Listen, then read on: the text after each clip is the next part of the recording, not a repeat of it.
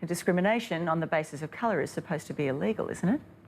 Well, now to explosive new claims levelled at rescued divers Alison Dalton and Richard Neely. The couple survived a night lost at sea on the Great Barrier Reef before a dramatic rescue. Tonight, in her special investigation, Amanda Patterson talks with the dive instructor who breaks his silence with bombshell allegations about what really happened. Do you remember the moment that you knew they were gone? Yeah. And I thought they were dead, yeah. Did you blame yourself? Absolutely, yeah. People need to know the true story. Do you believe it was all a setup? Yeah, I think it. And you're the fall guy? I'm the fall guy, unfortunately, yeah. The fairy tale rescue made headlines around the world. They're reported to have sold the story of their 19-hour ordeal to a Sunday newspaper for more than £500,000. Yeah, we're millionaires now, Millionaires, right? $1.1 million, 250,000 I've read. Two scuba divers rescued from shark-infested waters of Australia this weekend have denied that they're cashing in on their experience. Richard Neely and Alison Dalton, lovers, lost and left at sea. Or is there more to this story? To even insinuate that we would ever plan something like this is beyond us. Victims or villains? I think it's a setup. Yeah. And we're all being taken for fools? We're all being taken for a fool. Lost or liars? We don't have a story. We have the truth. What was your role on Pacific Star that day? Dive instructor. The divers' lives were in your hands. Yes. Did you stuff up? I didn't stuff up. Well, someone's lying here. Kylie Irwin is taking me deep down into what he now calls the scene of the crime. It's the first time he's been back. You weren't allowed to talk to the media? No. Paradise Lagoon isn't as pretty as it appears. The isolated reef holds a secret this devastated diving instructor is hell-bent on exposing. That the rules were that you didn't go out the lagoon. British backpackers Mikey Jones, Mark Douthwaite and Michael Payton know the truth. They were there. In this photo, instructor Kylie is giving two of them a pre-dive safety briefing. Minutes later, they jumped into Paradise Lagoon. Did you tell them to surface if they left the lagoon? Absolutely. Definitely did not say that we should surface if we left the lagoon. These eyewitnesses say Richard and Alison are not being honest. If we found ourselves out of the lagoon, then we were meant to surface immediately. OK, so the divers claim when they surfaced, they were 200 metres away from the dive boat. If that 200-metre tale is true, this is what the situation would be. I can clearly see our boat, and I can clearly see Kylie. And I can clearly see Amanda from here, and that's where Richard and Alison claim that they were when they surfaced. So it's all lies, it's just lies. We have not told any lies, and we don't have to remember any lies. Dive boat operator Ozsail confirms Richard and Alison did not remain on the dive site, and they did not follow Kylie's clear instructions. That's absolutely false. Absolute rubbish. It's unbelievable that they would have the audacity to say that.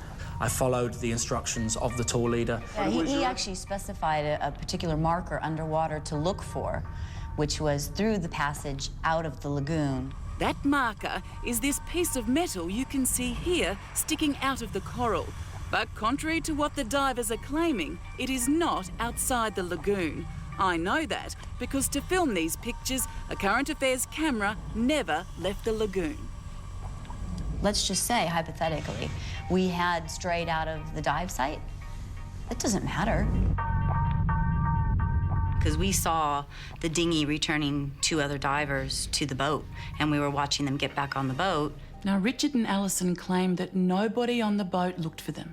I mean, you ask any one of the guests. Everyone was on the roof with binoculars. In fact, the passengers say they took these photos during that very search. We were all on the top for a long, long time looking for them. Richard and Alison were each carrying an emergency signalling device. It's called a safety sausage, a fluorescent orange balloon that you're supposed to inflate if you surface away from your dive boat. But even though Richard and Alison were highly experienced divers, they didn't inflate their safety sausage. It was almost like they didn't want us to find them.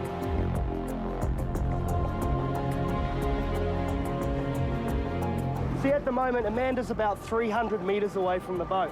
And if Alice and Richard claimed that they surfaced 200 metres, then it's just physically impossible that we couldn't see.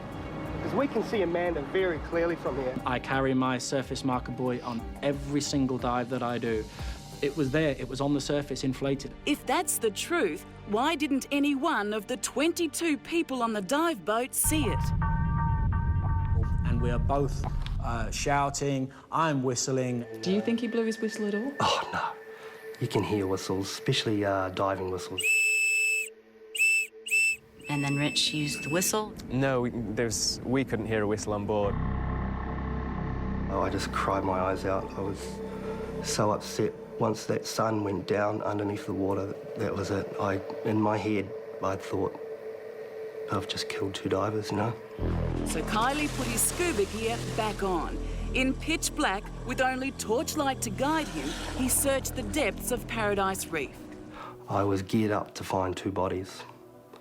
So getting yourself into that sort of head frame... So you risked your life trying to find them? Because they were my passengers and they were my responsibility, and I wanted to bring them home.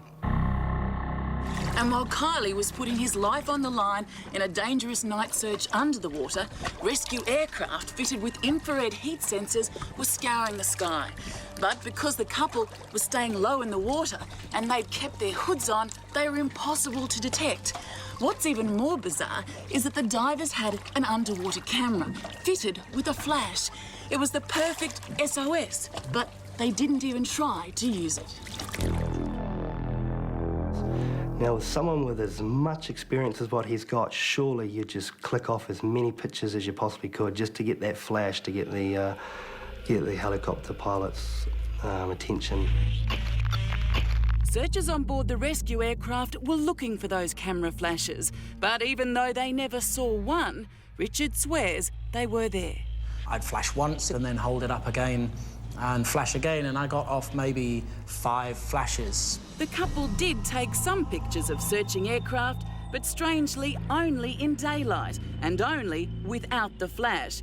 Yes, instead of signalling rescuers, they saved their flash power for these survival snaps. Exclusive photos they then sold to international media.